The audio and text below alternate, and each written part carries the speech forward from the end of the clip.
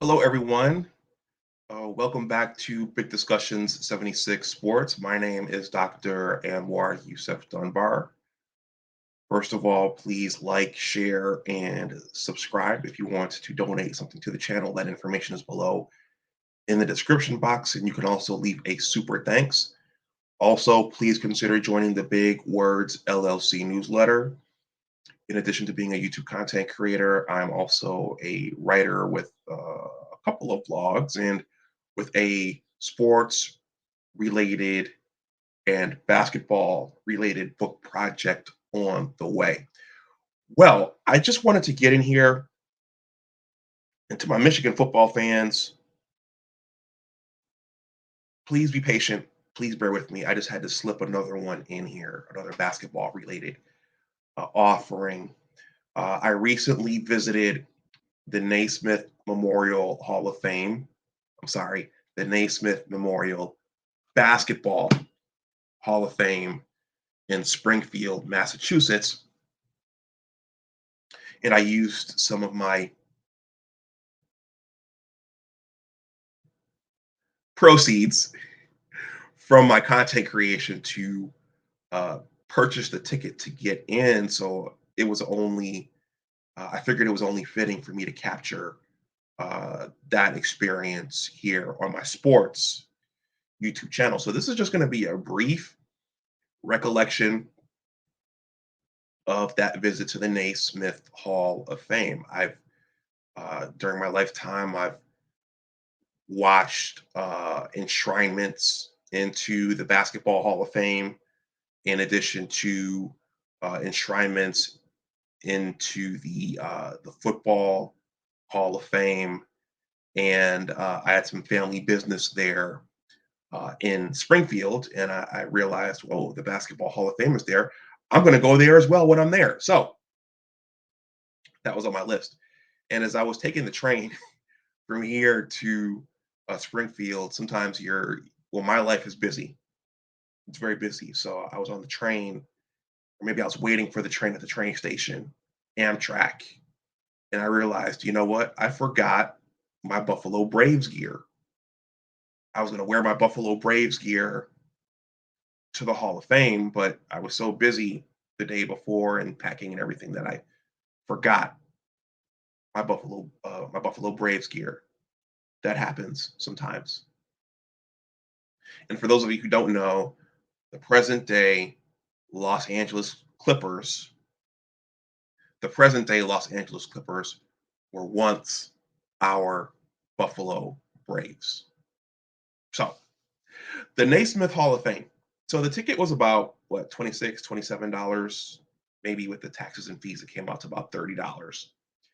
But I went on a Saturday. It was open from 10 to 4. Let me do my screen share here so you could see some of the visuals. I did take lots of pictures. Add some of this. I may add some of those pictures to this playback. I don't know. It depends on how much time I have. But yeah, so I went to the Naismith Hall of Fame. I don't think I'll get a copyright strike for this. This is just their website. It's not an official video. Yeah, so I went on a Saturday afternoon. It was open from 10 to 4. When you walk in, they have restaurants in there. And then you go up and you show your ticket. Mine was on my phone. They give you a wristband, and then you walk around. And then instantly, when you're in there, you hear basketballs bouncing, you hear kids playing around. And that's because the lower level, or the lowest level of the Hall of Fame, has a basketball court. It has a really, really nice basketball court in there with multiple baskets. There are two, there's one main court with two glass backboards. And then they have around the outer rim, they have another glass backboard, a metal backboard, and they have the actual wooden baskets, like the ones James Naismith actually used back in the early 20th century. And those baskets were my favorite baskets to shoot on because I never shot on those baskets before. And when you're shooting on those baskets, you have to be very, very accurate. Those at least did not have a backboard, so you had to literally drop the ball right in. The ball didn't go right through like it does with a net, but instead it got in the basket and every time just kind of rolled around and eventually dropped out. So I thought that was kind of cool. But I'm going to get back to that. So you have displays on that lower level near the ticketing booth. There were all kinds of players there, like Michael Jordan, Scottie Pippen, um, Pistol Pete Maravich, Magic Johnson, Larry Bird. You had all these digital displays with their pictures and bios and quotes from them. I think Oscar Robertson was down there as well. The Big O, Oscar Robertson, the Big O. So all those players had displays around that lower level, and then what you do is you can take the elevator up to the third floor because there are three levels in it, and then there's the upper ring, and then there's the middle ring. I was just looking at the upper rim on Google, and it looks like they changed it up. It looks like they used to have uh, images and pictures of all the players up on that upper rim, that upper dome of the Hall of Fame. But they changed that out. Now, when you go up there, there are basketballs with the handprints of all the players, the men and the women. So you could take your hand and see how big Kevin Durant's hand is compared to yours, or how big Steph Curry's. I was going to say Stephon Marbury. You can see how big Steph Curry's hand is compared to yours. You can see how big Lisa Leslie's hand is compared to yours, and so on, et cetera, et cetera. So those are up there, in addition to all kinds of displays for players and unique attributes for them, such as all the players or many of the players who came straight out of high school, or the women's players who paved the way in the WNBA, or the international players. So they had a lot of specialized displays on that top level. So once you descend from the top level to the lower level, there are more in-depth displays and displays and writings and readings for you to look at. There was one dedicated to Dr. Naismith himself. I didn't realize that Dr. Naismith's protege was Fog Allen from Kansas, the University of Kansas. And then you walk around and you see some of the earliest teams, the earliest basketball courts. You see how the game was slowly spread at the collegiate level and at the scholastic level. They have displays on some of the earliest professional teams, and then there are whole sections devoted to Black players who paved the way and who started desegregating the game. You had a modern section where players were talking about getting involved in the community and getting involved in social issues. So you had that whole second floor is very much about the history of the game. There was a whole section dedicated to Kobe Bryant. There was a whole section dedicated to the coaches. And that was one of my favorite sections because they had digital displays of the multiple college coaches like Jim Boeheim and Bob Huggins and George Raveling and Tubby Smith, Jim Calhoun, Pat Summitt from the ladies' game, uh, Judy Conrad from the University of Texas. I think that's her name. So it was an interactive display. You could touch and you could hear who their influences were. You could hear what their coaching philosophies were. You could hear how they got their first job.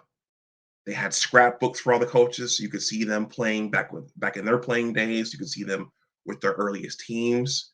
So the coaching display, the interactive coaching display, was arguably my favorite part of the Naismith Hall of Fame. So as you're walking around looking at all this stuff, in the background you can hear basketballs bouncing off the ground and being shot toward baskets. And at some point I told myself, okay, I have to take a break from all of this reading and I have to go downstairs and shoot myself. So partway through the coach's interactive display, I went downstairs, took off my coat, took off my scarf, and I started shooting with all the other adults and kids. I had fun doing it. It's amazing that, or it's amazing how your mind remembers how to do certain things, but your body doesn't necessarily. I sit down most of the day now at a computer typing and creating reports and going to meetings. So I had fun. I made quite a few baskets. I missed quite a few. And there were quite a few aches and pains afterward. At some point, I realized and I remembered just how much of a total body workout just shooting the basketball is. So after I got my fill of shooting baskets, and again, shooting on the old wooden basket was probably my favorite, and it was very challenging. I went back upstairs and I went back to the coach's interactive display and I tried to watch as many as I could. You're standing there, you're not sitting, so eventually you do get tired.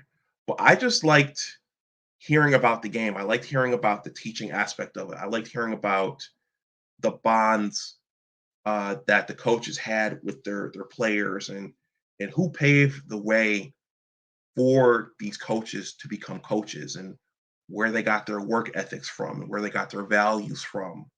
Oftentimes it was from their parents and their grandparents, and often some faculty member or coach saw some potential in them and encouraged them to start coaching themselves, or they encouraged them to get into coaching themselves. So that part fascinated me, the intersection between the game and life itself. And that was it. So once you get your fill of reading about and learning about the history of the game and all the people involved, you can go down to the basketball court, and then there's an entryway into the gift shop where the items were pretty pricey. There were tons of things you could buy, like T-shirts and mugs and basketballs and Magic Johnson dolls and Larry Bird dolls and pennants and all kinds of things and books, and then that was it. So I spent about 3 to 4 hours there, and that was it. Now the interesting thing is I did ask someone, well, where do the players give their Hall of Fame speeches? I want to go in there and I want to see where they give their Hall of Fame speeches. I want to see where Michael Jordan reminded his high school coach that he made a mistake. I wanted to be in the same room where John Thompson and Nolan Richardson and all of those guys, Isaiah, or all those guys gave their Hall of Fame speeches. And one of the workers told me, no, those take place at a theater downtown. Here we have a dinner for the inductees, but the speeches you see on YouTube and on TV, those take place at an amphitheater downtown. So I was like, oh, okay, well, and that's the other thing. There was another room on the second level that was just dedicated to all of the inductees. So some aspects of it were not what I expected. I expected well, when you think about the NFL Hall of Fame and those enshrinements, those guys all have busts made of their faces. And I think I was partially expecting something like that, but there was nothing like that in the Naismith Basketball Hall of Fame. Shout out to Sir Tice, who is in the YouTube streets, and he's a part of my Facebook network as well. I did share a picture of me being there at the Naismith Hall of Fame, and numerous people said that they had been there. And Sir Tice doesn't pull punches. He stated he went and he was a little bit underwhelmed by the whole thing. I kind of see what he was saying. I enjoyed myself there, but I would still recommend going if you're a basketball fan, if you follow the NBA through its golden age, because we're not in the NBA's golden age now. This is not the NBA's golden age. We're someplace else in something else. But if you follow the NBA at some point in men's college basketball and women's college basketball, that's the other thing, is that walking through the Hall of Fame, which in itself was a museum, you could see that they were really, really um, dedicated to gender equity. So they were really, really dedicated to making sure the women's game got as much shine as the men's game. So kudos to the Hall of Fame for doing that. And also shout out to Swin Cash for getting inducted uh, this year as well. Swin Cash was always one of my favorite women's players. So anyway, so that was it. So if you were a fan, I would recommend going. You won't see any busts, any sculpted heads like you see in the NFL Hall of Fame. So don't look for those. But it was a good time all in all. And I would probably go back to see what they've updated there, or if they've added anything, or if they changed something, or if they changed things from year to year. So that was my visit to the Naismith Memorial Hall of Fame. If you've been there, let me know what you think in the comments section below. Did you enjoy it? Were you underwhelmed? Will you go back? I will probably go back at some point. So let me know what you think in the comment section below. Please like, share, and subscribe if you're new. If you want to donate something to the channel, that information is below in the description box. And you can also leave a super thanks. Please consider joining the Big Words LLC Newsletter. In addition to being a YouTube content creator, I'm also a writer with a book project on the way. Let me say something about that really, really quickly. Not just for advertising purposes, but just to drive home a point. In my book project, I point out that I started learning about basketball late. And there's a whole history to the game. So learning to play a sport is not just making a team and going to practices.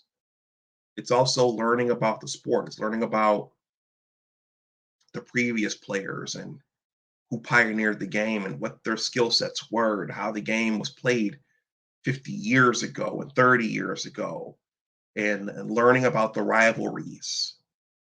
So part of learning a sport is learning about its history and learning what was done and learning what the previous players were good at and learning about how the game has evolved.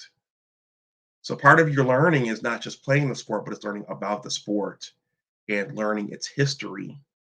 And that's something I got a late start on, and that impacted my own personal basketball journey. There's a whole lineage and a whole history to basketball, just like football, just like baseball. And if you have a young person in your circle, something like this, and watching the many documentaries on ESPN and on YouTube, that's a part of their learning as well. And the other thing I noticed, and I tweeted this, I like to get these guys here on my channel to interview them, Arthur Agee and William Gates from Hoop Dreams. I tweeted, I went to the Naismith Hall of Fame. there was a lot in there. The one thing was missing. The one thing that was missing was Arthur Agee and William Gates from Hoop Dreams. And Arthur tweeted me back to thank you for the support. Let's make that happen. So Arthur, I don't know how to get you guys in there, but I think that what you guys contributed to the basketball world and to the sports world, I think that's worthy of note in the Naismith Memorial Basketball Hall of Fame, because you guys showed what it's like to try to get to the league, and you guys showed all of the challenges involved with getting to the NBA. And only a small number of NBA hopefuls actually make it to the league, and even a smaller number actually become champions. Shout out to Abdul Gaines, who has very, very stringent criteria for what a champion is. He says Kevin Durant is not a champion, but that's Abdul Gaines. He's got very, very specific opinions. But Arthur Agee and William Gates from Hoop Dreams should go into that museum as well, in my opinion. All right, everyone, I'm going to wrap this up. If you watched this long, let me know what you think in the comment section below. And thank you for watching. To my Michigan football fans, we're going to get back to it. We're going to get back to the pigskin and the maize and blue really, really soon. But I had to squeeze this one in here. All right, everyone, enjoy the rest of your day or night, wherever you are. Stay safe out there. And as always, remember that your attitude determines your altitude. Always try to do your best. Take care, and I will talk to you the next time. Bye-bye.